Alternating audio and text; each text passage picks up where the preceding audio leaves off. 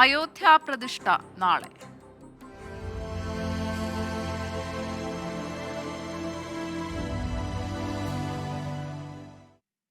അയോധ്യ രാമക്ഷേത്ര പ്രതിഷ്ഠയ്ക്കായുള്ള ഒരുക്കങ്ങൾ പൂർത്തിയായി. നൂറുകണക്കിന് സന്യാസികളുടെ നേതൃത്വത്തിൽ ഇന്ന് കലശ ചടങ്ങുകൾ നടക്കും. പ്രതിഷ്ഠാ ചടങ്ങിന് മുന്നോടിയായി ശ്രീരാമ വിഗ്രഹത്തിന്റെ ശയ്യാ ദിവസവും ഇന്നാണ്. പ്രധാനമന്ത്രി ഇന്ന് അയോധ്യയിൽ എത്തും. വിവരങ്ങളുമായി അയോധ്യയിൽ നിന്ന് ആർ രാധാകൃഷ്ണൻ ചേരുകയാണ്. ആർ കെ, അയോധ്യ പ്രാണപ്രതിഷ്ഠ നാളെയാണ്. ഒരുക്കങ്ങളൊക്കെ പൂർത്തിയായി കാണും എന്ന് പ്രതീക്ഷിക്കുന്നു. ഇന്ന് എന്തൊക്കെ പ്രധാന പൂജകളാണ് നടക്കുന്നത്? ഒപ്പം തന്നെ സുരക്ഷാ ക്രമീകരണങ്ങൾ ഏത് തരത്തിലാണ്? ഗോപിക, ഇനി അയോധ്യയിലെ പ്രാണപ്രതിഷ്ഠാ ചടങ്ങുകൾക്ക് നാളെയാണ് നടക്കാൻ പോകുന്നത്. അതുകൊണ്ട് ഇന്ന് ഏറ്റവും അവസാനമായിട്ടുള്ള ചടങ്ങുകളാണ് നടക്കുന്നത്. അതിൽ ഏറ്റവും പ്രധാനപ്പെട്ടത് നേരത്തെ ഗോപിക സൂചിപ്പിച്ചതുപോലെ നടക്കുന്ന കലശ ചടങ്ങുകളാണ്. 125 കലശങ്ങൾ കൊണ്ടാണ് ഇന്ന് രാമവിഗ്രഹത്തിന്റെ സ്നാന ചടങ്ങുകൾ നടക്കുക. ഈ കലശ ചടങ്ങുകളിൽ നൂറുകണക്കിന് സന്യാസി വര്യന്മാർ പങ്കെടുക്കും. അവരുടെ നേതൃത്വത്തിലായിരിക്കും ഈ ചടങ്ങുകൾ നടക്കുന്നത്. പ്രാണപ്രതിഷ്ഠാ ചടങ്ങിന് മുന്നോടിയായി ഈ കലശം കഴിഞ്ഞാൽ പ്രാണപ്രതിഷ്ഠാ ചടങ്ങിന് മുന്നോടിയായി ശ്രീരാമ വിഗ്രഹത്തിന്റെ ശയ്യ ദിവസവും ഇന്നായിരിക്കും. ശ്രീരാമന് ഈ ചടങ്ങുകൾക്കെല്ലാം ശേഷം വിശ്രമിക്കാനായി, പ്രാണപ്രതിഷ്ഠയ്ക്ക് മുമ്പ് വിശ്രമിക്കാനായി അവസരം നൽകുക എന്നുള്ളതാണ് ഈ ശയ്യ ദിവസം എന്നതുകൊണ്ട് അർത്ഥമാക്കുന്നത്. അങ്ങനെ ശയ്യാ ദിവസവും ഇന്നാണ് പ്രാണപ്രതിഷ്ഠയ്ക്ക് മുന്നോടിയായിട്ട് ഉള്ളത്. നാളെ രാവിലെ 11:30 മുതൽ 12:30 വരെയാണ് ഏതാണ്ട് 1 മണിക്കൂറോളം പ്രാണപ്രതിഷ്ഠ ചടങ്ങുകൾ നീളുക. അതിഥികൾ അടക്കമുള്ളവരോട് രാവിലെ 10:30-ക്ക് ശേഷം 11 മണിക്ക് മുൻപായി തന്നെ എത്തിച്ചേരണമെന്ന് നിർദ്ദേശിച്ചിട്ടുണ്ട്. 12:30-നായിരിക്കും പ്രധാനമന്ത്രി എത്തുക. പ്രധാനമന്ത്രി ഈ ചടങ്ങുകൾക്ക് മുന്നോടിയായിട്ട് ഈ അതിഥികളെ അഭിസംബോധന ചെയ്ത് സംസാരിക്കും എന്നാണ് ഇപ്പോൾ തീരുമാനിക്കപ്പെട്ടിരിക്കുന്നത്. അയോധ്യയുടെ ഈ പ്രതിദിന പൂജാ ചടങ്ങുകൾക്കും നാളെ തന്നെ തുടക്കമാകും. ഈ പ്രതിദിന പൂജാ ചടങ്ങുകൾ എന്തൊക്കെയാണ് എന്നതിനെ സംബന്ധിച്ചിട്ടുള്ള വിവരങ്ങളും ഇപ്പോൾ പുറത്ത് വന്നിട്ടുണ്ട്. 3 ആരതികൾ അഥവാ ദീപാരാധന ആയിരിക്കും ഓരോ ദിവസവും ഉണ്ടാവുക. രാവിലെ 6:30 മണിക്കും ഉച്ചയ്ക്ക് 12 മണിക്കും സന്ധ്യയ്ക്ക് 7:30 മണിക്കും ആയിരിക്കും ഈ ആരതികൾ നടക്കുക. രാവിലെയുള്ള ഈ ആരതിക്ക് ഉള്ള പേര് ജാഗരൺ ആരതി എന്നുള്ളതാണ്, അഥവാ ശൃംഗാർ ആരതി എന്നുള്ളതാണ്. ഉച്ചയ്ക്ക് 12 മണിക്കുള്ള ആരതിയുടെ പേര് ഭോഗ് ആരതി എന്നാണ്. രാത്രി 7:30-ക്ക് സന്ധ്യ ആരതി കഴിയുന്നതോടുകൂടി ക്ഷേത്രത്തിലെ അന്നത്തെ ദർശനം അവസാനിക്കും. ഒരു ദിവസം ഏതാണ്ട് 1,00,000-ലധികം ആളുകൾക്ക് സന്ദർശന സാഹചര്യം ഒരുക്കുക എന്നുള്ളതാണ് ഇപ്പോഴത്തെ ഒരു തീരുമാനം. കാരണം ഇപ്പോൾ തന്നെ 22-ാം തീയതി ഈ ചടങ്ങ് കഴിയുന്നത് പ്രതീക്ഷിച്ചുകൊണ്ട് പല സ്ഥലങ്ങളിലും ആളുകൾ എത്തി തങ്ങി നിൽക്കുകയാണ്. കനത്ത തണുപ്പൊക്കെ അവഗണിച്ചാണ് ഇവർ നിൽക്കുന്നത്. ആദ്യ സമയങ്ങളിൽ തന്നെ ഈ ദർശനം പൂർത്തിയാക്കുക എന്ന ലക്ഷ്യത്തിന്റെ അടിസ്ഥാനത്തിലാണ് ഇവർ എത്തുന്നത്. അനിയന്ത്രിതമായിട്ടുള്ള ജനസഞ്ചയം ഇവിടേക്ക് വരുന്ന ഒരു സാഹചര്യം അടുത്ത ദിവസങ്ങളിൽ ഉണ്ടാകും. ഈ ഒരു സാഹചര്യത്തിൽ ഒരു ദിവസം 1,00,000 ആളുകൾക്ക് എങ്കിലും ദർശനം അനുവദിക്കുന്ന വിധത്തിലാകണം ഈ സംവിധാനങ്ങൾ മുന്നോട്ട് കൊണ്ടുപോകാനായിട്ട് ഈ അധികൃതർ ശ്രമിക്കുന്നത്. കനത്ത സുരക്ഷാ സംവിധാനം അയോധ്യയിൽ ഇതിനകം നിലവിൽ വന്നു കഴിഞ്ഞു. ഇന്ന് പാസ് ഇല്ലാത്ത ആളുകൾക്ക് ഈ മേഖലകളിലേക്ക് കടത്തിവിടാൻ സാധിക്കില്ല എന്നൊരു നിലപാടിലാണ് പോലീസ് ഉറച്ചു നിൽക്കുന്നത്. പക്ഷേ വലിയ രീതിയിൽ ജനങ്ങൾ ഈ മേഖലയിലേക്ക് വരുന്നത് പോലീസിന്റെ സുരക്ഷാ ക്രമീകരണങ്ങൾക്ക് വെല്ലുവിളിയാണ്. ഏതായാലും ഇന്ന് കർശനമായി നിയന്ത്രിക്കും എന്ന തീരുമാനം. അയോധ്യയിലെ പ്രാണപ്രതിഷ്ഠ നാളെയാണ്. ഒരുക്കങ്ങളൊക്കെ തന്നെ പൂർത്തിയായി. ഒപ്പം തന്നെ ദീപാരാധനാ ചടങ്ങുകളുടെ വിശദാംശങ്ങളും പുറത്തു വന്നിട്ടുണ്ട്. ആർ രാധാകൃഷ്ണനാണ് വാർത്തയുടെ വിശദാംശങ്ങൾ അയോധ്യയിൽ നിന്ന് നൽകിയത്. മറ്റു വാർത്തയിലേക്ക്. രാഹുൽ ഗാന്ധി നയിക്കുന്ന ഭാരത് ജോഡോ ന്യായ് യാത്ര അരുണാചൽ പ്രദേശിൽ പ്രവേശിച്ചതിന് പിന്നാലെ ചൈന വിഷയത്തിൽ മോദി സർക്കാരിനെ കടന്നാക്രമിച്ച് കോൺഗ്രസ്. ആരും ഇന്ത്യൻ അതിർത്തി മുറിച്ചു കടക്കുകയോ സ്ഥലം കൈക്കലാക്കുകയോ ചെയ്തിട്ടില്ല എന്ന പ്രധാനമന്ത്രി നരേന്ദ്രമോദിയുടെ പ്രസ്താവന ചൈനയുമായുള്ള ചർച്ചയിൽ രാജ്യത്തിന്റെ നിലപാടിനെ ദുർബലപ്പെടുത്തിയെന്ന് കോൺഗ്രസ് ജനറൽ സെക്രട്ടറി ജയറാം രമേശ് ആരോപിച്ചു. പ്രധാനമന്ത്രിയുടെ പ്രസ്താവന രാജ്യത്തിനായി വീരമൃത്യു വരിച്ച 20 സൈനികരെ അപമാനിക്കലാണ്. ലഡാക്കിലും അരുണാചൽ പ്രദേശിലും ചൈനയുടെ അതിക്രമം വർദ്ധിച്ചുവെന്നും ജയറാം രമേശ് കുറ്റപ്പെടുത്തി. ഭാരത് ജോഡോ ന്യായ് യാത്ര അസമിൽ പര്യടനം പൂർത്തിയാക്കി ശനിയാഴ്ച ഉച്ചയോടെയാണ് അരുണാചൽ പ്രദേശിൽ പ്രവേശിച്ചത്. ഇന്ന് ന്യോക്കം ലപാങ്ങിൽ നിന്ന് മാലോ തെരിൻ സർക്കാർ ഹയർ സെക്കൻഡറി സ്കൂൾ മൈതാനം വരെ പദയാത്രയിൽ പങ്കെടുത്ത ശേഷം യാത്ര ഇന്ന് വീണ്ടും അസമിൽ തിരിച്ചെത്തും. ലോക്സഭാ തെരഞ്ഞെടുപ്പിനുള്ള പ്രകടന പത്രികയിലേക്ക് പൊതുജനങ്ങളുടെ നിർദ്ദേശങ്ങളും അഭിപ്രായങ്ങളും തേടി KPCCയുടെ പബ്ലിക് മീറ്റിംഗ് ഇന്ന്. തിരുവനന്തപുരം അയ്യങ്കാളി ഹാളിൽ നടക്കുന്ന പരിപാടിയിൽ ശശി തരൂർ MP, കേരളത്തിന്റെ ചുമതലയുള്ള AICC general secretary Deepa Das Munshi എന്നിവർ പങ്കെടുക്കും. വ്യക്തികൾ, സംഘടനകൾ, യുവജനങ്ങൾ, വിവിധ മേഖലയിൽ പ്രവർത്തിക്കുന്നവർ ഉൾപ്പെടെ എല്ലാവർക്കും അവരുടെ അഭിപ്രായങ്ങൾ പങ്കുവയ്ക്കാം. നിർദ്ദേശങ്ങൾ പ്രകടന പത്രികയിൽ ഉൾപ്പെടുത്തും. തെരഞ്ഞെടുപ്പ് ഒരുക്കങ്ങളുടെ ഭാഗമായി പോഷക സംഘടനാ നേതാക്കളുമായി നേതൃത്വം കഴിഞ്ഞ ദിവസം ചർച്ചകൾ നടത്തിയിരുന്നു. അടുത്ത മാസം 4-ന് തൃശൂരിൽ മഹാസമ്മേളനവും KPCC പ്രഖ്യാപിച്ചിട്ടുണ്ട്. AICC അധ്യക്ഷൻ മല്ലികാർജ്ജുൻ ഖർഗെ റാലി ഉദ്ഘാടനം ചെയ്യും.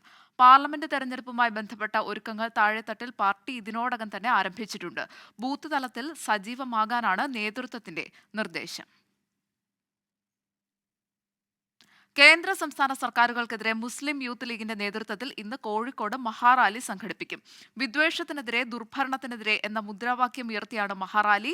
കോഴിക്കോട് സ്വപ്ന നഗരിയിൽ നിന്ന് വൈകിട്ട് 3 മണിക്ക് ആരംഭിക്കുന്ന റാലി വൈകിട്ട് 5 മണിയോടെ കടപ്പുറത്ത് സമാപിക്കും. തുടർന്ന് നടക്കുന്ന പൊതുസമ്മേളനം മുസ്ലിം ലീഗ് സംസ്ഥാന അധ്യക്ഷൻ പാണക്കാട് സയ്യിദ് സാദിഖ് അലി ശിഹാബ് തങ്ങൾ ഉദ്ഘാടനം ചെയ്യും. തെലങ്കാന ശിശുക്ഷേമ വകുപ്പ് മന്ത്രി ധനസരി അനസൂയ സീതാക്ക മുഖ്യാതിഥിയാകും. പ്രതിപക്ഷ നേതാവ് VD സതീശൻ, മുസ്ലിം ലീഗ് ദേശീയ സംസ്ഥാന നേതാക്കൾ തുടങ്ങിയവർ പങ്കെടുക്കും. തമിഴ്നാട്ടിൽ DMK യുവജന വിഭാഗത്തിന്റെ 2ാമത് സംസ്ഥാന സമ്മേളനം ഇന്ന് നടക്കും. സേലത്ത് നടക്കുന്ന സമ്മേളനം രാവിലെ 9 മണിക്ക് തമിഴ്നാട് മുഖ്യമന്ത്രി MK സ്റ്റാലിൻ ഉദ്ഘാടനം ചെയ്യും. കേന്ദ്രത്തിൽ നിന്ന് BJPയെ തുടച്ചു നീക്കുകയാണ് കോൺഫറൻസിന്റെ ലക്ഷ്യമെന്ന് മന്ത്രിയും DMK യുവജന വിഭാഗം സെക്രട്ടറിയുമായ ഉദയനിധി സ്റ്റാലിൻ പറഞ്ഞു. കേന്ദ്ര വിദ്യാഭ്യാസ നയം, സംസ്ഥാനങ്ങളുടെ നികുതി വിഹിതം, നീറ്റ് എന്നീ വിഷയങ്ങളാണ് കോൺഫറൻസിൽ പ്രധാനമായും ചർച്ചയാവുക. 5 ലക്ഷം യുവതി-യുവാക്കൾ കോൺഫറൻസിൽ പങ്കെടുക്കുമെന്ന് DMK യുവജന വിഭാഗം അറിയിച്ചു. വേദിയും എക്സിബിഷൻ സെന്ററും ഉൾപ്പെടെ 140 ഏക്കർ പ്രദേശത്താണ് കോൺഫറൻസ് നടക്കുന്നത്. DMKയുടെ തെരഞ്ഞെടുപ്പ് പ്രചാരണത്തിന്റെ തുടക്കമായാണ് സമ്മേളനത്തെ വിലയിരുത്തുന്നത്. ഭീമമായ സെസ് ചുമത്തിയതിനെതിരെ പരാതി നൽകിയ കണ്ണൂരിലെ കർഷകന്റെ വീടിന് നേരെ ആക്രമണം. കേളകം സ്വദേശി തോമസ് പുതനപ്രയുടെ വീടിന് നേരെയാണ് ആക്രമണമുണ്ടായത്. ചുറ്റുമതിൽ സ്ഥാപിച്ച വൈദ്യുതി വിളക്കുകൾ അക്രമി സംഘം അടിച്ചു തകർത്തു. അരനൂറ്റാണ്ട് പഴക്കമുള്ള സ്വന്തം വീടിന് 20,000 രൂപയുടെ അറ്റകുറ്റപ്പണി നടത്തിയതോടെയാണ് കേളകം സ്വദേശി തോമസ് കുരുക്കിലായത്. 41,264 രൂപ കെട്ടിട നിർമ്മാണ ക്ഷേമനിധി സെസ് അടയ്ക്കാൻ തൊഴിൽ വകുപ്പിന്റെ നോട്ടീസ്.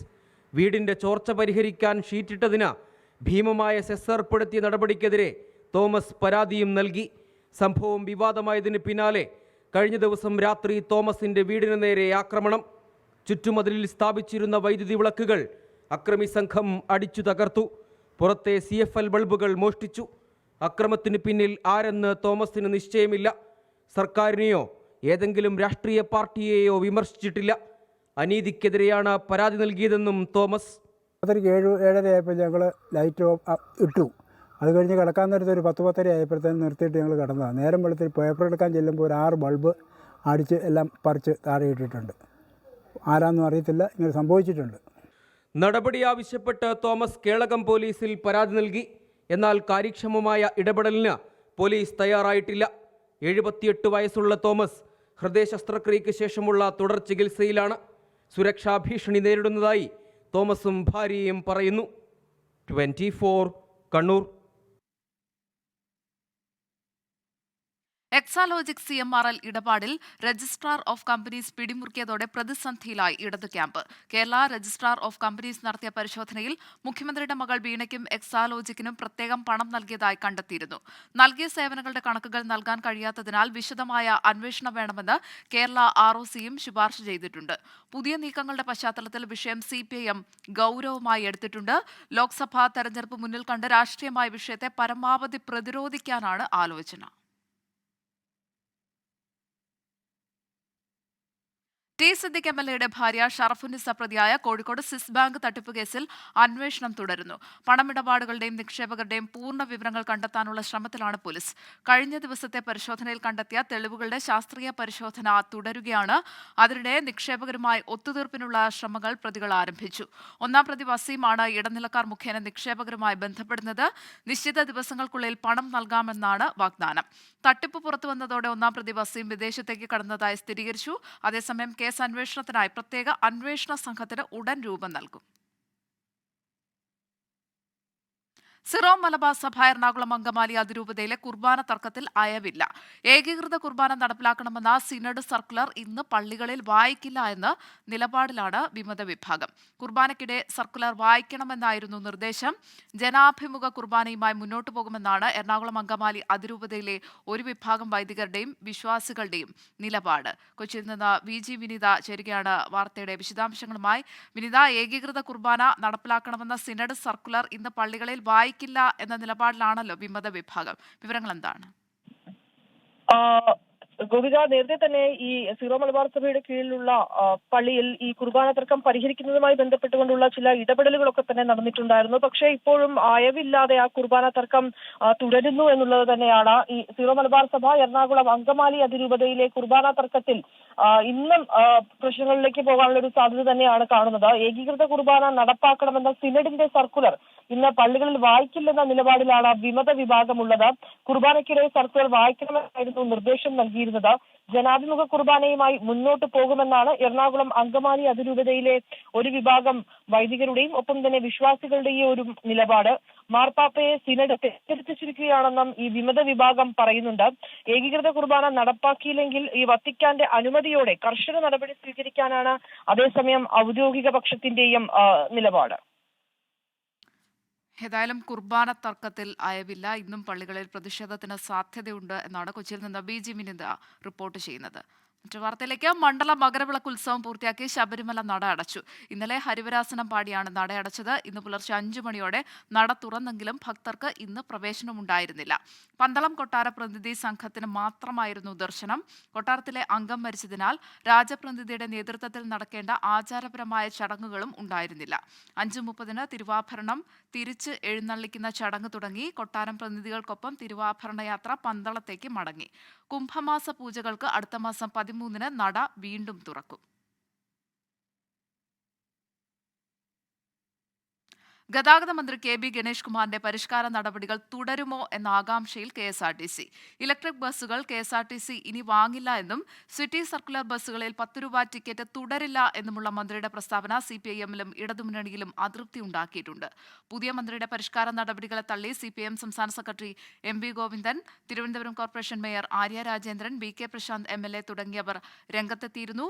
മുൻ ഗതാഗത മന്ത്രി ആന്റണി രാജു നടപ്പിലാക്കിയ സിറ്റി സർക്കുലർ ബസ്സുകൾ വിജയകരം എന്നാണ് CPIM-ന്റെ വിലയിരുത്തൽ. അതേസമയം ബസ്സുകൾ ലാഭകരമാണോ എന്നറിയാൻ ഗതാഗത മന്ത്രി ആവശ്യപ്പെട്ട റിപ്പോർട്ട് ഉടൻ പുറത്തുവന്നേക്കും. വിഷയത്തിൽ അന്തിമ തീരുമാനമെടുക്കേണ്ടത് മന്ത്രിസഭയാണ് എന്നാണ് CPIM-ന്റെ നിലപാട്. 100 കോടി രൂപ മുതൽ മുടക്കി ആരംഭിച്ച സയൻസ് സിറ്റിയുടെ നിർമ്മാണം 10 വർഷം പിന്നിട്ടിട്ടും പൂർത്തിയായില്ല. കോട്ടയം കുറവിലങ്ങാട് പ്രഖ്യാപിച്ച ഇന്ത്യയിലെ 4ാമത്തെ സയൻസ് സിറ്റിയുടെ നിർമ്മാണമാണ് എങ്ങും എത്താതായത്. കേന്ദ്ര സംസ്ഥാന സർക്കാരുകളുടെ അലംഭാവം തുടർക്കഥയായതോടെ കാട് കയറി നശിക്കുകയാണ് രാജ്യത്തിന് തന്നെ അഭിമാനമാകേണ്ട സയൻസ് സിറ്റി. ശാസ്ത്രലോകത്തെക്കുറിച്ച് അടുത്തറിയാനും പഠിക്കാനും ഗവേഷണങ്ങൾ നടത്തുവാനും വേണ്ടിയാണ് ഇന്ത്യയിലെ 4ാമത്തെ സയൻസ് സിറ്റിക്ക് കോട്ടയം കുറവിലങ്ങാട്ട് തറക്കല്ലിട്ടത്. 2012 പ്രഖ്യാപിച്ച പദ്ധതിയുടെ നിർമ്മാണം 2014 ആരംഭിച്ചു. 30 ഏക്കർ സ്ഥലത്ത് 100 കോടി രൂപയുടെ പദ്ധതി. കേന്ദ്ര സംസ്ഥാന സർക്കാരുകൾക്ക് തുല്യ പങ്കാളിത്തം. എന്നാൽ 10 വർഷമായിട്ടും കുറെ കെട്ടിടങ്ങൾ നിർമ്മിച്ചതല്ലാതെ സയൻസ് സിറ്റി തുറക്കാനായില്ല. ഇതോടെ ആദ്യഘട്ടത്തിന്റെ ഭാഗമായി നിർമ്മിച്ചവയെല്ലാം കാടുകയറി നശിക്കുകയാണ്.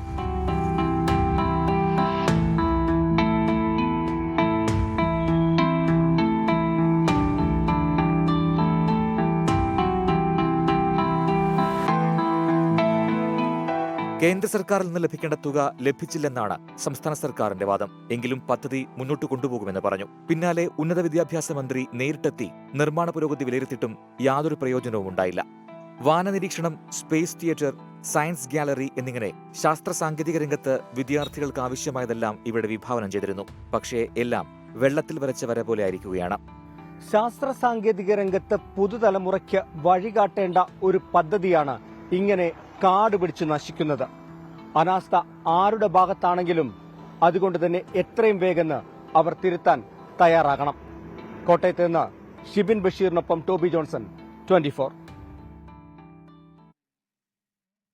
മൂന്നാറിലെ തോട്ടം മേഖലയിൽ ഇറങ്ങിയ കടുവയെ ഉടൻ പിടികൂടണമെന്ന ആവശ്യവുമായി തോട്ടം തൊഴിലാളികൾ. 2 വർഷത്തിനിടെ 200ഓളം വളർത്തുമൃഗങ്ങളെയാണ് കടുവ കൊന്നത്.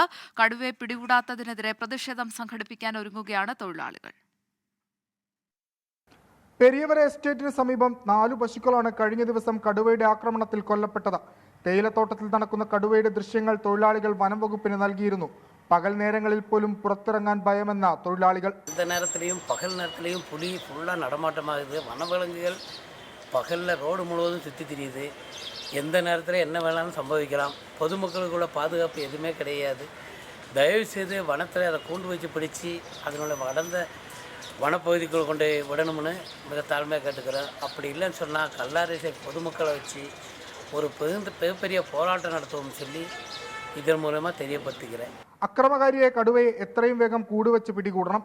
ഇല്ലെങ്കിൽ മൂന്നാറിലെ വനംവകുപ്പ് ഓഫീസിനെതിരെ ശക്തമായ സമരം സംഘടിപ്പിക്കുമെന്നാണ് തൊഴിലാളികളുടെ മുന്നറിയിപ്പ്. 24 ഇടുക്കി. വീണ്ടും വാർത്തകളിലേക്ക്. ആലപ്പുഴയിൽ പ്രസവം നിർത്തൽ ശസ്ത്രക്രിയയ്ക്ക് വിധേയയായ യുവതി മരിച്ചു. പഴയ വീട് സ്വദേശി ശരത്തിന്റെ ഭാര്യ ആശയാണ് മരിച്ചത്. ആലപ്പുഴ മരുതാ ശിശു ആശുപത്രിയിലെ ശസ്ത്രക്രിയയ്ക്കിടെ ഉണ്ടായ പിഴവാണ് മരണകാരണമെന്ന് ബന്ധുക്കൾ ആരോപിച്ചു. ആലപ്പുഴ കണിയാങ്കുളം ജംഗ്ഷനിലെ സ്വകാര്യ മെഡിക്കൽ സ്റ്റോറിൽ ഫാർമസിസ്റ്റായ ആശയെ വെള്ളിയാഴ്ച രാവിലെയാണ് ശസ്ത്രക്രിയയ്ക്കായി കടപ്പുറം ആശുപത്രിയിൽ പ്രവേശിപ്പിച്ചത്. രാവിലെ തന്നെ ശസ്ത്രക്രിയ തുടങ്ങി. പെട്ടെന്നാണ് രോഗി അസ്വസ്ഥത കാണിച്ചത്. ആശുപത്രിയിലെ തന്നെ ഡോക്ടർമാരുടെ സംഘം ചികിത്സ നൽകിയെങ്കിലും ഫലമുണ്ടായില്ല. ഹൃദയാഘാതമുണ്ടായതായാണ് ഡോക്ടർമാർ പറഞ്ഞത്. ബന്ധുക്കൾ പ്രതിഷേധിച്ചതോടെയാണ് 45 മിനിറ്റിന് ശേഷം ആശയെ മെഡിക്കൽ കോളേജ് ആശുപത്രിയിലേക്ക് മാറ്റിയത്. ഇവിടെ ചികിത്സയിലിരിക്കെയാണ് മരണം. ഞാൻ എന്താണ് ഇത് സംഭവിച്ചതെന്ന് പറയുമ്പോൾ ഒരു കുഴപ്പവും ഇല്ലെന്നാണ് അവർ പറഞ്ഞത്. അവിടെ ഇരുന്ന് ഒരു കുഴപ്പവും ഇല്ലെന്ന്. ഞാൻ ഓപ്പറേഷൻ തിയേറ്ററിനകത്ത് കയറി ചെല്ലുമ്പോഴാണ് കുഞ്ഞിൻ്റെ അവസ്ഥ മനസ്സിലാക്കുന്നത്. അവർ ഓക്സിജൻ മാസ്ക് വെച്ച് ഇങ്ങനെ നെഞ്ചിനിട്ട് ഇടിച്ചുകൊണ്ടിരിക്കുന്നത്. അപ്പം ഞാൻ ബഹളം ഉണ്ടാക്കിക്കൊണ്ടാണ് പെട്ടെന്ന് ഒരു ആംബുലൻസ് വിളിച്ചത്. അതുവരെ അവരതിനകത്തിട്ട് ഒന്നും പറയാതെ ചെയ്തുകൊണ്ടിരിക്കുമായിരുന്നു. ലാപ്രോസ്കോപ്പിക് സർജറിക്ക് സാധാരണ സങ്കീർണതകളൊന്നും ഉണ്ടാകാറില്ല. വനിതാ ശിശു ആശുപത്രി അധികൃതരുടെ വീഴ്ചയാണ് സംഭവത്തിന് പിന്നിലെന്നും അന്വേഷണം വേണമെന്നും ആവശ്യപ്പെട്ട് പരാതി നൽകുമെന്നും ബന്ധുക്കൾ പറയുന്നു. അന്നേരം മരിക്കുമെന്നാ പറഞ്ഞു. അന്നേരം മരിക്കുമെന്നാ പറഞ്ഞു. അറിയാമോ? അങ്ങനെയാ പറഞ്ഞത്. നമ്മൾ എന്ത് ചെയ്യാൻ പറ്റും? നമ്മൾ കണ്ടുകൊണ്ടിരിക്കാം, സാക്ഷിയായിട്ട് ഇങ്ങനെ ഇരിക്കാം. ഇന്നിപ്പോൾ അവിടെ കടപ്പുണ്ട് മോർച്ചറി ഞങ്ങൾക്ക് കേസുണ്ട്. ഇതിന് ഞങ്ങൾ ശക്തിയായിട്ട് പ്രതിഷേധിക്കും. ഇവിടെ വന്നിട്ടുള്ള ഒത്തിരി കേസുകൾ ഇങ്ങനെ വന്നിട്ട് ജീവനോടുകൂടി പോയിട്ടില്ല. മരണം ഇനി ഒരു വ്യക്തിക്കും ഈ മെഡിക്കൽ കോളേജിൽ വന്നിട്ട് ഇങ്ങനെ ഒരു മരണം സംഭവിക്കരുത്. സംഭവത്തിൽ ജില്ലാ ലീഗൽ സർവീസസ് അതോറിറ്റി വനിതാ ശിശു ആശുപത്രി സൂപ്രണ്ടിൽ നിന്ന് റിപ്പോർട്ട് തേടി. ശസ്ത്രക്രിയയ്ക്കിടെ ഹൃദയാഘാതം ഉണ്ടായതാകാം മരണകാരണമെന്നാണ് പ്രാഥമിക നിഗമനം. ആശയുടെ ഭർത്താവ് ശരത്ത് വിദേശത്താണ്. പോസ്റ്റ്മോർട്ടത്തിന് ശേഷം മാത്രമേ മരണകാരണത്തിൽ വ്യക്തത ഉണ്ടാവുകയുള്ളൂ എന്ന് മെഡിക്കൽ കോളേജ് സൂപ്രണ്ട് അറിയിച്ചു. 24 ആലപ്പുഴ. ഇടുക്കി കുമളിയിൽ മക്കൾ ഉപേക്ഷിച്ചതിനെ തുടർന്ന് പോലീസ് ആശുപത്രിയിൽ എത്തിച്ച് ചികിത്സയിലിരിക്കെ മരിച്ച വയോധികയുടെ പോസ്റ്റ്മോർട്ടം ഇന്ന്. മക്കൾ രണ്ടുപേരും എത്താത്തതിനാൽ പോലീസിന്റെ നേതൃത്വത്തിൽ കുമളിയിൽ എത്തിച്ച് നാട്ടുകാരുടെ സഹായത്തോടെ സംസ്കരിക്കാനാണ് തീരുമാനം. അട്ടപ്പള്ളം ലക്ഷം വീട് കോളനിയിൽ കഴിഞ്ഞിരുന്ന അന്നക്കുട്ടി മാത്യുവാണ് മരിച്ചത്. കോട്ടയം മെഡിക്കൽ കോളേജിലെ പോസ്റ്റ്മോർട്ടത്തിന് ശേഷം ഉച്ചയോടെ മൃതദേഹം കുമളിയിലെത്തിച്ച് സംസ്കരിക്കാൻ കഴിയുമെന്ന് പോലീസ് പറഞ്ഞു. പ്രഭാത വാർത്തകൾ പൂർണ്ണമാവുകയാണ്.